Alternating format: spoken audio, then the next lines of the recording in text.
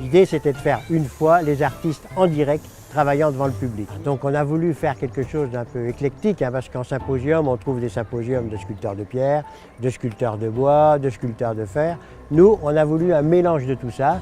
Donc on trouvera ici aussi bien la résine, le bois, le fer, la pierre et même un mélange de céramique, ciment, poterie, etc.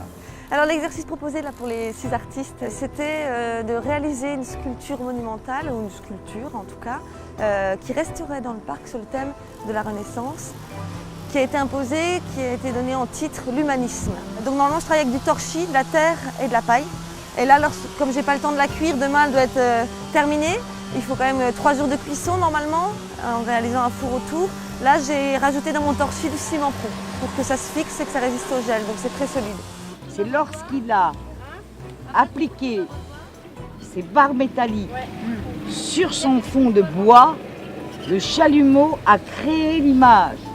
C'est extraordinaire. Donc tout ce qui a été fait traite de l'humanisme à son niveau. On a le banc par exemple de Zeppelini qui est le banc de la rencontre, avec ces 2 amoureux qui sont dessinés dessus. Et dès demain, on installe toutes les œuvres qui ont été créées à leur emplacement définitif dans le parc. C'est-à-dire qu'ils vont rester à vie dans le parc, donc ils pourront être vus pour les années, au moins les années à venir.